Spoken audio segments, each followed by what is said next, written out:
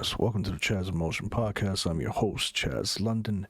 Adapting to the workplace can be hard for anyone, but for autistic people, it can feel like stepping into a world that wasn't designed with you in mind.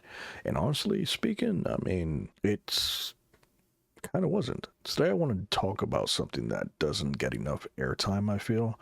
Why adapting to the workplace can be incredibly challenging for people on the autism spectrum, and how we, as a society, keep failing to talk about it properly. This isn't just about fitting in or learning the ropes. This is about navigating environments that often ignore neurodiversity altogether. Imagine being thrown into a place with unspoken rules, where small talk is currency, sarcasm is language, and vague expectations are normal.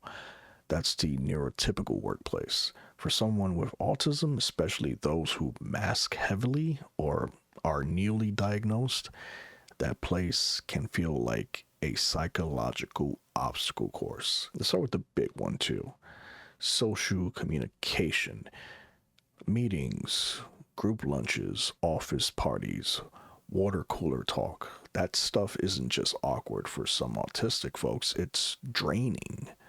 Some people interpret a quiet coworker as a rude or a loft or an asshole. And when in reality, that person might be trying their best just to process everything that's happening around them. Autistic people often communicate more directly. That's not a flaw, it's a different style. But many workplaces value soft skills, reading between the lines, knowing when to speak up or stay quiet.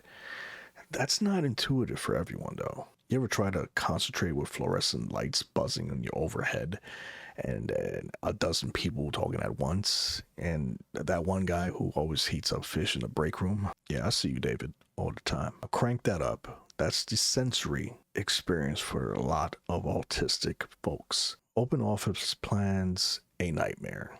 Constant notifications, overstimulating. And headphones aren't always a fix, they're more like an armor. This kind of environment leads to burnout. Not because someone is lazy or fragile, but because they're drained. Their brain processes input differently. And honestly, some workplaces just don't get that, like at all. And let's talk about masking that. This is when an autistic person hides their natural behaviors to pass as neurotypical, smiling when they're overwhelmed, making eye contact when it's uncomfortable, forcing chit chat when they rather just work, to be honest, and just be left alone. Masking, it's exhausting. It can lead to anxiety, depression, even complete emotional shutdowns after work. The workplace often reminds us that we have to play the game. They reward those who can play the game.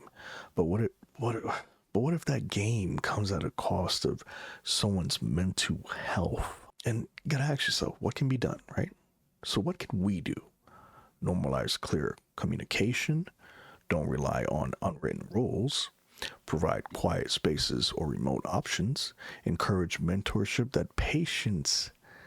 that's patient and non-judgmental. Okay, it's very, very important. And stop assuming that being different means being difficult when it's not. In certain cases it might be, but not for this. The goal isn't to force autistic folks to adapt to a broken system. The goal is to build better systems that recognize and value all kinds of minds. Struggling. If you're autistic and you're struggling and trying to survive in a workplace, you're not alone. You're not crazy. You're not broken. You're in a system that needs to do better. Period. Look for communities that understand you. Seek out jobs that align with your needs, not just your skills. And don't be afraid to advocate for accommodations. You deserve them. And most jobs should accommodate for the structure that you're in, the structural environment that you're in. It's overwhelming, and I understand it. I understand it full heartedly. It can be frustrating, so frustrating. But thanks for riding with me on this one. Let's keep talking about this. Share it with someone who needs to hear it. And remember, you're not here to fit in, you're here to exist fully. This has been Chaz in Motion. Catch you guys in the next one. Much love.